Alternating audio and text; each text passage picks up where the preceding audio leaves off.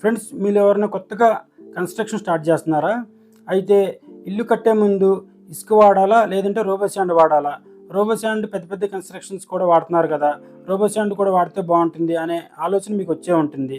Friends, మనం సహజంగా ఏంటంటే పూర్వకాలం నుంచి మనకి కట్టడాలకు గానీ, కన్స్ట్రక్షన్స్‌కి గానీ ఇసుకనే వాడటం జరుగుతుంది. ఇసుక ప్లేస్‌లో ఇక్కడ ఏంటంటే మనకి రోబో శాండ్ అని వచ్చింది. రోబో శాండ్ అంటే ఎమ్ శాండ్ అని కూడా అంటారు. ఎమ్ శాండ్ అంటే మాన్యువల్‌గా తయారు చేసే శాండ్ కాబట్టి ఎమ్ శాండ్ అంటారు. ఈ ఎమ్ శాండ్ అనేది ఏంటి? ఒక రాతి నుంచి తయారయ్యి వస్తుంది.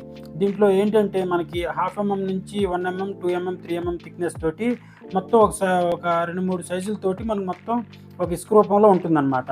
ఇది ఏంటంటే ఇలా ఉండడం వల్ల ఉండే అడ్వాంటేజ్ ఏంటంటే కాంక్రీట్ వర్క్ మనం చేసేటప్పుడు ఏంటంటే కాంక్రీట్‌లో మనం కంకర వాడతాం కదా! కంకరలో రకరకాల గ్యాప్స్ ఉంటాయి. 1 2 1/2 గ్యాప్స్ అనేవి ఉంటాయి కదా! ఆ గ్యాప్స్‌లో ఈ రోబో శాండ్ కరెక్ట్‌గా సెట్ అవ్వడానికి ఛాన్స్ ఎక్కువ ఉంటుంది. అదే ఇసుక అంటే ఏమవుతుందంటే మనకి 1 ఉంటుంది, లేదంటే 2 సైజుతోనే మొత్తం ఇసుక అనేది మనకు ఉంటుందన్నమాట.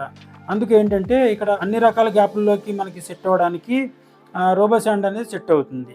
అలాగే ఇసుకలో ఏంటంటే మనకి 5-10% ఇసుకలో మట్టి శాతం ఉండే అవకాశం ఉంటుందన్నమాట. అలాగే కొంతమంది ఏం చేస్తుంటారంటే రోబో శాండ్‌ని డస్ట్ అంటుంటారు. డస్టు, రోబో శాండు 2 డిఫరెన్స్ అనమాట. రోబో శాండ్ అనేది ఏంటి? ఇప్పుడు అనుకున్నట్లుగా మనం 1/2 1 2 3 తోటి రౌండ్ షేప్‌లో మనకి మొత్తం ఒక సైజు కొన్ని సైజులతోటి ఒక ఇసుక రూపంలో తయారై ఉంటుంది. అదే మీకు డస్ట్ అంటే ఏంటి? మనకి కంకర గానీ, 40 గానీ, లేదంటే 20 గానీ, 10 గానీ మనం కంకర ఉంటది కదా!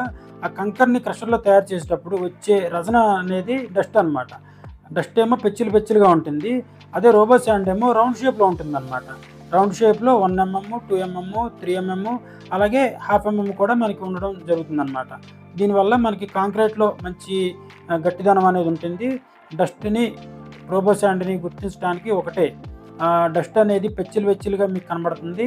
అదే రోబో శాండ్ అనేది 4, 5 సైజెస్ తోటి రౌండ్ షేప్‌లో ఉంటుందన్నమాట. ఫ్రెండ్స్, ఇక్కడ చూసుకుంటే ఇసుకతో పాటు రోబో శాండ్ కూడా వాడొచ్చు. రోబో శాండ్ ఎక్కడంటే మొత్తం కాంక్రీట్‌లోని లేదంటే బ్రిక్ వాల్స్‌లోని గానీ మీరు రోబో శాండ్ యూజ్ చేసుకుంటే పర్వాలేదు. అదే గనక ఇసుక ఏంటంటే మనకి మొత్తం ప్లాస్టర్‌కి లేదంటే వాటర్ ప్రూఫింగ్‌కి ఎక్కడన్నా గానీ మీరు ఇసుక వాడాల్సి ఉంటుంది. ఓకే ఫ్రెండ్స్, ఇసుకకి, రోబో శాండ్‌కి, డస్ట్‌కి ఇన్ని రకాల డిఫరెన్సెస్ ఉంటాయి. మీకు అర్థమైందని నేను అనుకుంటున్నాను. ఒకవేళ అర్థం కాకపోతే ఏంటంటే కింద మాకు డిస్క్రిప్షన్‌లో మీరు మెసేజ్ చేయండి. మేము ఇంకా మీకు ఏదైనా డౌట్స్ ఉంటే మేము దానికి రిప్లై ఇస్తాం ఫ్రెండ్స్. Okay friends, bye.